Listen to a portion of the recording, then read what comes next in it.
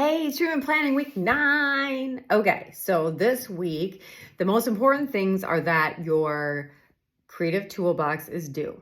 Get that in, okay? I'll get those turned around hopefully within 1 week, 1 calendar week. So just set your D2L to provide you with updates for my written and verbal feedback, and listen to that verbal feedback. So your next activity that's due is the, let me make sure I got it right, your treatment plan for your peer. And so for all of your feedback on that treatment planning or on your interview paper, I gave you the things to look for, like the strengths of your peer, et cetera. And I will do either a PowerPoint or a video to talk about how to do that next paper. But that's the next thing that's due after this creative toolbox, which is due this week. So I put how to do SMART goals. I put all that stuff about the paper if you wanted to get started before I videotape the tips kind of for that paper. So the main thing for this week is substance abuse and substance related diagnoses. And you will learn a lot about this in the addictions class in the summer with Dr. Diener.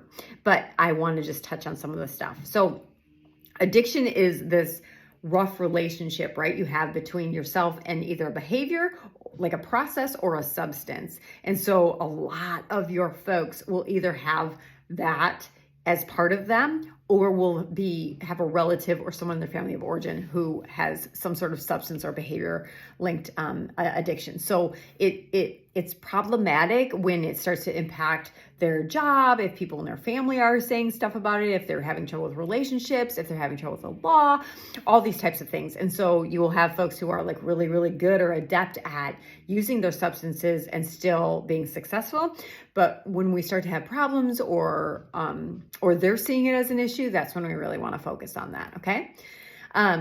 So I think it's important to notice that gambling is the only process addiction right now in the DSM-5 TR. Now, folks will say sex addiction, et cetera, but however, we really have to focus on what is in the DSM-5 TR right now. So note that gambling is a process addiction. We see that in MRI scans of their brain, that it registers just like a physiological dependence on it. Okay, so there are lots of different substances. I tried to give you some of the stuff on these slides. However, the street names for drugs are always changing. So even though we might have called it like Vanilla Sky for amphetamines and stuff, they are going to call it something different all the time. And they do that so that they can try to use this lingo where other folks aren't picking up on it, because they're illegal substances, a lot of them. Okay. So we look at like things, even like caffeine. Caffeine's a really popular substance that people use. Nicotine also. Sorry, they're doing landscaping at the house next to me. Steroids, etc. And so even though we think about like things like caffeine or cannabis and all that stuff as drugs, we have to know that anything that you're using to alter yourself, we have to examine it, right? Because it's going to impact either your well-being or your sleep or your nutrition or your stress level, etc. They all have an impact on you, okay? And we have things called like half-lives. And so you'll learn about this in addictions, where like the caffeine half-life might be 5 hours. So the full life of caffeine is 8 hours. So if you eat something with chocolate, you drink something with caffeine, that's going to last in your system 8 hours. And half of it is gone after 5 hours, okay? So we want to look at, okay, if you're stacking, if you have a coffee here and then you have a coffee 4 hours later, well, you still have caffeine going and going. So we have to look at those types of things. And I included an artist self-portrait where the artist did a bunch of different substances and then drew their own self-portrait while on those substances, just so you can see their interpretation of how it impacted them.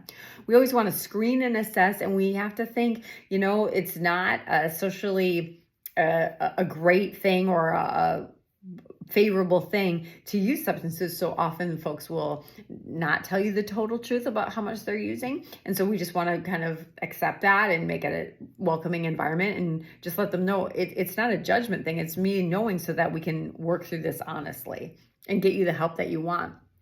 So I have assessments for substance use on here, and you'll have to look and see if you are able to, if you have the right certification to assess based on like the level of certification, like A, B, or C. Okay.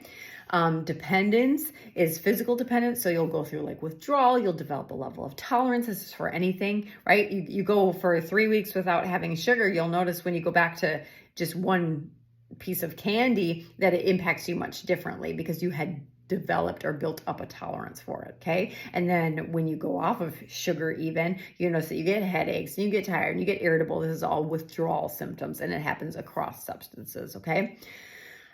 We treat things like a rehab program. However, remember that we cannot do talk therapy with someone who is currently under the influence. We have to have a sober mind to do talk therapy. And so we want to make sure that they're getting that taken care of as well. Motivational interviewing, hopefully you'll learn about that. We talk about that in lots of our classes because it has been really helpful. And although it was originally developed to help folks who had problems with drinking, now we find it helpful with lots of different stuff. And so I really appreciate motivational interviewing because it puts the onus on the client. It makes them in charge of the change. And we're just looking for places where they really want to change and just helping them move from one stage of change to the next. Just one. We're not trying to move mountains, right? Just one small thing at a time. And we're looking for ways that they want to do that and catching them up on that too. And it really involves all the things you learn in communication skills like active listening, open-ended questions, all of that stuff. So all of that stuff is in there. It's all about empowering the client, about helping them develop their self-efficacy, about helping them see what they would want to change and how that would look if they did change it, and then kind of jumping on board there. Okay, so that's it for this week.